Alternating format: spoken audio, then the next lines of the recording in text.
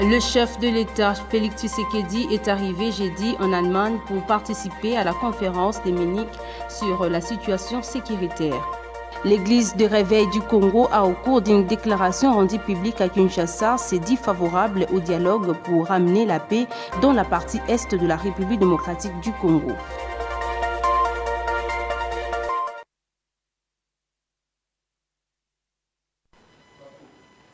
Vous informer, c'est notre devoir. Mesdames, Messieurs, bienvenue dans cette nouvelle édition du journal. Face à l'agression rwandaise, le chef de l'État, Félix Tshisekedi, est arrivé jeudi en Allemagne pour participer à la conférence de Munich sur la situation sécuritaire. La conférence se tient du 13 au 16 février. Les détails dans cet élément. L'édition 2025 de la conférence de Munich sur la sécurité qui se tient du 13 au 16 février dans la capitale de la Bavière rassemble plus de 450 décideurs de haut niveau et des leaders mondiaux dont les chefs d'État, des ministres, des dirigeants d'organisations internationales et même des ONG. Cette rencontre annuelle est un rendez-vous incontournable pour discuter des enjeux stratégiques et géopolitiques du monde actuel. Voilà pourquoi cette année, le président de la République démocratique du Congo, Félix Antoine Tshisekedi Tshilombo, a fait le déplacement à Munich pour parler de la paix et la stabilité aujourd'hui menacée dans la région de l'Afrique des Grands Lacs en raison de l'agression du Rwanda contre son pays, la République démocratique du Congo. Le président parlera aussi d'autres enjeux cruciaux tels que la coopération internationale, l'accès aux métaux critiques et les défis auxquels fait face son pays, la RDC. La présence du chef de l'État congolais à Munich souligne l'importance stratégique de la RDC aux yeux de la communauté internationale. Et comme le chef de l'État l'a déjà dit, on ne peut pas parler et décider sur le Congo sans les Congolais. La chef du gouvernement, Judith Suminwa, elle est arrivée vendredi à Addis Abeba, capitale éthiopienne, où se tient le 38e sommet annuel de l'Union africaine. Suivez ses commentaires. Elle vient représenter le président de la République à la réunion du Conseil de paix et de sécurité de l'Union africaine qui se penchera sur la situation sécuritaire en RDC et au Soudan. Ces conseils, qui débute ce soir, est dirigé par le président de la Guinée équatoriale, Théodore Obiang. Il rêve une importance majeure alors que la situation sécuritaire et humanitaire en RDC atteint de niveaux tragiques. Dans ce contexte difficile, Judith Suminwa se prépare à prendre la parole au nom du chef de l'État avec force et détermination, mettant en avant les attentes précises de son pays. La position de la RDC est claire et sans équivoque. Elle exige le retrait immédiat des troupes rwandaises de son territoire, la dénonciation de violations de son intégrité territoriale et l'instauration d'un cessez-le-feu durable. Judith Suminwa ne manquera pas de rappeler les conséquences désastreuses de l'agression rwandaise. Plus de 3000 vies ont été perdues et 2 milliers de blessés à Goma témoignent de l'urgence de la situation. L'indignation sera palpable lorsqu'elle évoquera le sacrifice des Africains venus défendre la RDC dans le cadre de la mission de la communauté de développement de l'Afrique australe tombe sur le bal d'une arme rwandaise qui s'emploie à conquérir malicieusement des terres congolaises. Durant ce week-end, les chefs d'État africains devront aborder le sujet brûlant de la RDC lors de discussions cruciales. Judith Suminwa, par son intervention déterminée, espère révéler une conscience collective face à la situation. La douleur et l'injustice vécues par le peuple congolais ne peuvent plus être passées sous silence. L'Union africaine est à un tournant et il est impératif qu'ils prennent des mesures pour défendre la souveraineté d'un pays menacé par une agression insupportable. Au cours de ces sommets, les responsabilités des nations devront quitter les statuts de simples promesses pour s'émuer en actions concrètes, car l'avenir de la RDC et partant de la sous-région des Grands Lacs dépend de cet engagement commun. L'église de réveil au Congo a, au cours d'une déclaration rendue publique à Kinshasa, s'est dit favorable au dialogue pour amener la paix dans la partie est de la République démocratique du Congo. La déclaration est lue par le pasteur Godempori au micro de Sarah Kindela. La Bible dit que priez pour les pays dans lesquels vous avez été déportés, car votre bénédiction dépend de ce pays-là. Le pasteur n'a pas de parti pris. Les pasteurs ne cassent pas. C'est pourquoi, lorsque nous nous réunissons, nous ne voulons pas voir des laïcs à nos côtés pour éviter qu'ils puissent faire la casse et que cela nous soit attribué. Et donc, ce que nous vous demandons, c'est que pendant que l'État est en train de faire son travail, nous, l'Église du Dieu vivant, nous devons adresser nos suppliques avec insistance auprès du Seigneur pour qu'il puisse ramener la paix dans notre pays. On l'appelle l'Éternel des armées parce qu'il a déjà réussi à gagner toutes les guerres. Amen. En utilisant les armes peut-être que le monde n'utilise pas. Yes. Amen. Je sais que beaucoup de gens vont chercher à vous distraire en disant que est-ce que la prière peut aider un État à gagner une guerre. À ces gens-là, il faut leur dire qu'ils revoient bien leur cours de géopolitique. En géopolitique, il y a ce qu'on appelle le vertige géopolitique des États. Nous avons la vertige géographique, la vertige historique et la vertige des rayonnements, mais nous avons également la vertige des sociétés secrètes. Et pour nous, notre société secrète, c'est Jésus-Christ, le maître de Galilée. Amen. Agression de la RDC par le Rwanda, un analyste politique appelle le chef de l'État à réunir le chef coutumier car selon lui, en ces moments, le pouvoir ancestral a un grand rôle à jouer. Suivez Guy Kwanza au micro de Léonce Ngimbi. Le sommet de la SADC et de CAC, c'est ce qui donne quand même la possibilité qu'aujourd'hui, les Nations Unies, avec la Commission de sécurité et défense et l'Union européenne, qui puissent arriver à condamner d'abord les actes de prise de pouvoir par les armes.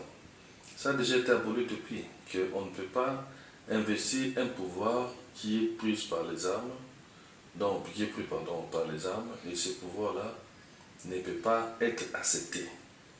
Donc, nous encourageons le CAC et nous encourageons aussi nos FARDC qui sont en train de se battre nuit et jour, jusqu'à preuve contraire. Et quand on parle de Goma, Goma n'est pas encore prise en totalité. Donc c'est juste une partie je peux parler de commune qui est sous contrôle. Mais nous avons encore la foi que nos frères, nos sœurs vont retrouver leur liberté d'ici peu. Je demande au chef de l'État de rester serein. C'est lui le garant de la nation. Nous tous, tout Congolais, est derrière le chef de l'État.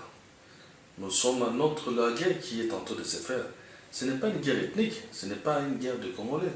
C'est une agression d'un autre pays qui vient nous agresser. Vous savez, nous sommes des Africains. Le pouvoir ancestral peut aussi faire quelque chose parce que aujourd'hui nous sommes dans le numérique, nous sommes dans beaucoup de choses qui est en train dans les nucléaires, qui sont en train de se développer. Mais nous aussi, nous avons aussi le pouvoir ancestral.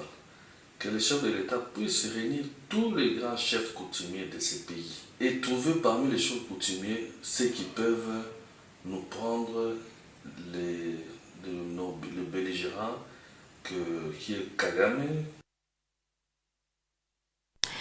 Face à la situation sécuritaire à l'est du pays, l'ASBEL Grand Massika, dirigé par Djanto Bouloki, propose une voie de sortie de crise pour remettre le calme dans cette partie du pays. Suivez.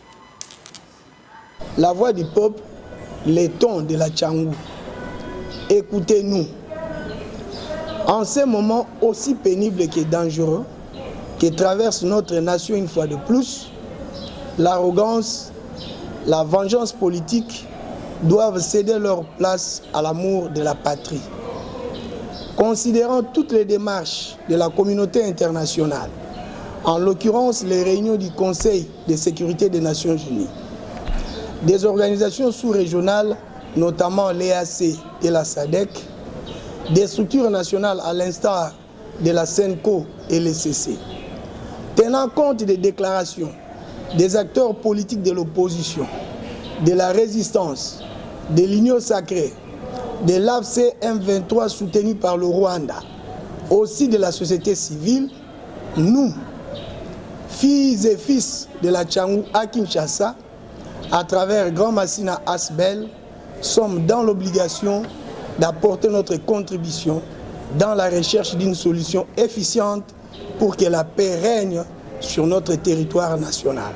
Eu égard à ces situations récurrentes de douleurs, des pillages de nos ressources, des malentendus politiques avérés, des agressions et incursions étrangères, proposons qu'une rencontre soit vite organisée sous l'égide d'une communauté internationale constituée spécialement et uniquement des 14 pays participants de la conférence de Berlin en 1885 pour que cette fois-ci, autour de cette table, les Congolais absents autrefois soient présents afin d'ouvrir la voie à la paix durable en RDC. Corrigez avec moi, il s'agissait plutôt de l'ASBEL Grand Massina, aussi le Centre national de lutte contre les cancers à l'occasion de la journée mondiale contre les cancers de l'enfant, célébrée le 15 février, tenu une conférence débat autour des étudiants de la faculté de médecine de l'université de Kinshasa. Suivez ce reportage. C'était en présence du représentant du secrétaire général à la santé, Théodore Hassani, de quelques professeurs de l'université de Kinshasa, les cadres et membres du Centre national de lutte contre les cancers, ainsi que les étudiants de la faculté de médecine de l'université de Kinshasa, que s'est tenue la conférence débat organisée par le CNSC à l'occasion de la célébration de la journée mondiale contre les cancers de l'enfant, commémorée le 15 février. Pour cette année, elle est célébrée sous le thème « Inspirer l'action », une journée qui rappelle l'existence du cancer pédiatrique. Après l'aperçu général du CNSC présenté par le coordonnateur Dr Benjamin Pengué, le directeur national du CNSC, professeur Bienvenu Leboisé, a intervenu sur les diagnostics anatomopathologiques des cancers de l'enfant. Mais il y a une chose, c'est que chaque année, on prend en charge environ 100 cancers pédiatriques ici en oncologie pédiatrique. Vous pouvez passer, ils ne sont pas là, vous pouvez passer vérifier, c'est environ 100 malades qu'on prend en charge chaque année. Et le CNLC met les médicaments, met la radiothérapie gratuitement pour soigner ces enfants. Même les diagnostics, nous participons. De son côté, le docteur Théodore Hassani, représentant du secrétaire général à la santé, a affirmé que le cancer touche également les enfants. Ce que ça donnait comme impression, c'est que beaucoup de gens pensaient que les enfants, comme le cancer il est très rare, et il n'arrive pas souvent chez les enfants. Et ici, on a vraiment excité à ce que les gens qui sont en formation, les cliniciens, pensent par exemple à des cancers fréquents comme le cancer de l'œil, le rétinoblastome, le cancer de Hodgkin. Cette journée a été clôturée par une visite à la pharmacie où sont stockés les médicaments anticancéreux aux cliniques universitaires de Kinshasa. L'appui de ses partenaires traditionnels, le programme élargi de vaccination PEV a organisé du 12 au 14 février 2025 un atelier sur la classification des procédures et mécanismes de décaissement de fonds du gouvernement et des partenaires en faveur des activités de la vaccination en RDC. Ces travaux s'est déroulés à l'hôtel Africana Palace Kinshasa. Les détails avec Copain Koutoumissa. L'objectif de ces travaux de renforcement des capacités est d'évaluer le déroulement de l'année 2024, comprendre ce qui a marché et ce qui reste un défi à relever en ce qui concerne la vaccination en RDC, car les résultats attendus n'ont pas été satisfaisants, a indiqué Mbayanlandi Didier, chef de division administrative et financière du PEV. Nous sommes en atelier, c'est un atelier de renforcement des capacités de nos agents à nous en matière de procédures de financement des activités de la santé. Et par rapport à ça, nous sommes avec tous les partenaires d'appui, donc tous ceux qui nous appuient, les partenaires techniques et financiers, notamment l'OMS, l'UNICEF, Gavi, ils sont nombreux, on ne sait pas tout citer là-bas. En fait, on se retrouve pour que nous puissions faire un peu une petite évaluation comme nous sommes au début de l'année. Nous avons travaillé pendant toute l'année 2024. Ici, il est bien question d'évaluer, de voir qu'est-ce qui a marché, qu'est-ce qui n'a pas marché. Parce que je dois vous dire que les derniers résultats de la couverture vaccinale n'a pas été fameux. Donc, nous sommes descendus à 38% de couverture vaccinale. Ce qui veut dire qu'il y a un problème. Donc, au-delà de tous les financements que nous n'avons pas pu atteindre 70% des enfants au niveau du pays. Or, quand les enfants sont ratés comme ça, c'est un danger pour la République. Il faut signaler que cet atelier permettra au PEV et à tous ses partenaires de trouver comment améliorer les processus de vaccination pour atteindre de bons résultats.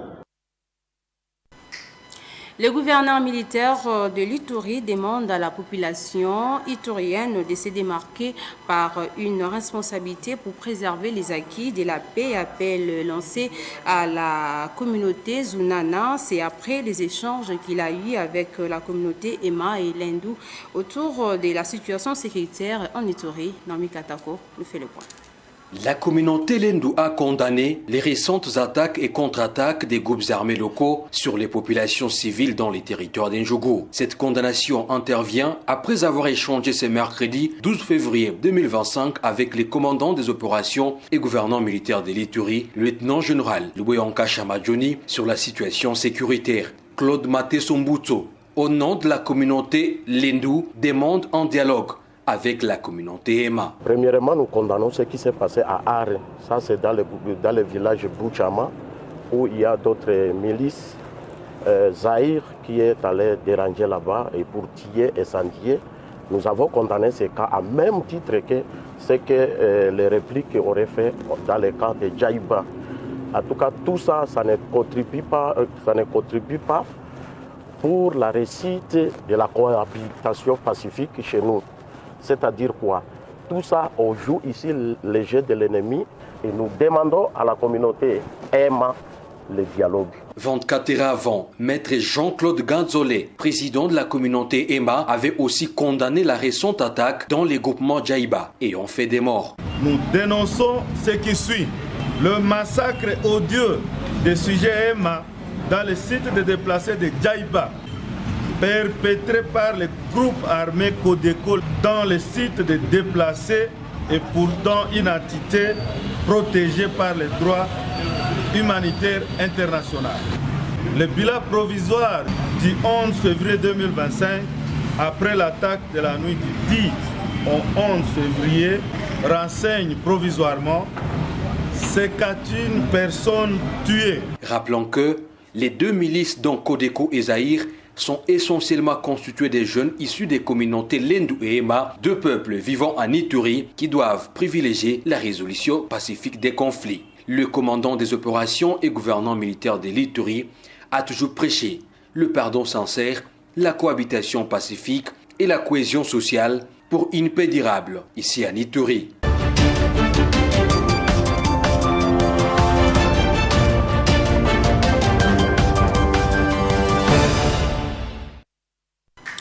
En international, pour un cessez-le-feu en Ukraine, une possible rencontre est envisagée dans le jour qui vient entre le président américain Donald Trump et son homologue russe Poutine.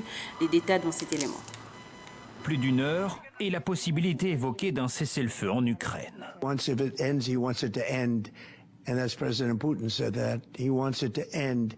He doesn't want to end it and then go back to fighting 6 months later. We talked about the possibility, I mentioned it, of a ceasefire so we can stop the killing, and I think we'll probably end up at some point getting a ceasefire in the not too distant future.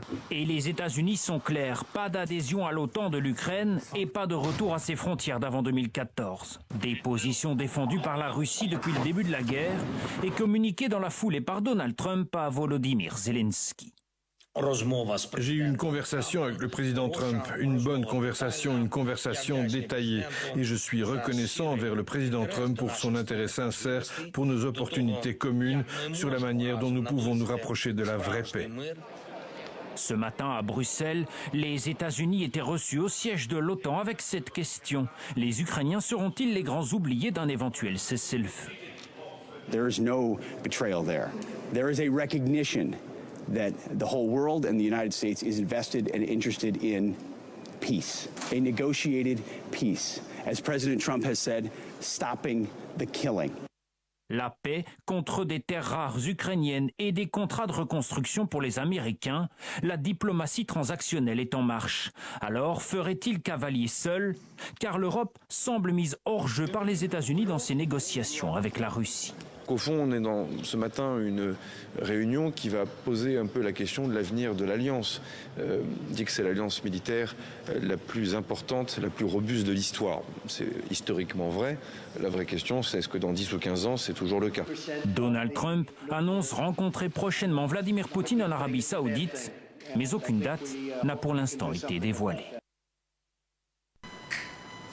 Pour clôturer cette édition du journal en sport, le tirage au sort de la Coupe d'Afrique des Nations de moins de 20 ans, Côte d'Ivoire 2025, a eu lieu le jeudi 13 février 2025 au siège de la Confédération africaine de football.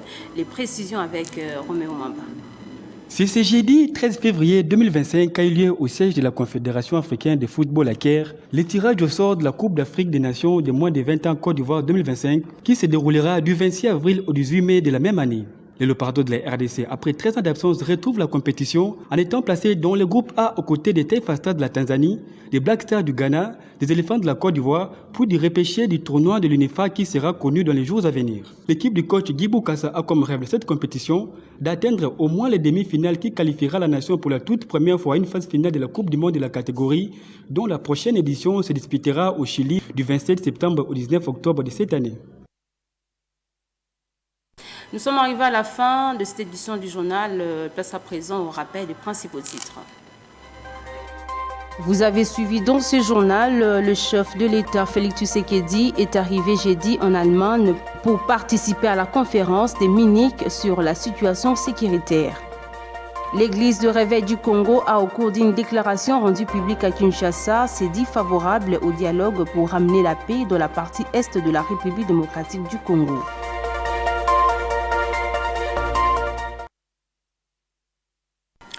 Voilà, c'est tout pour ces journaux. Merci à vous de nous avoir suivis. Au revoir.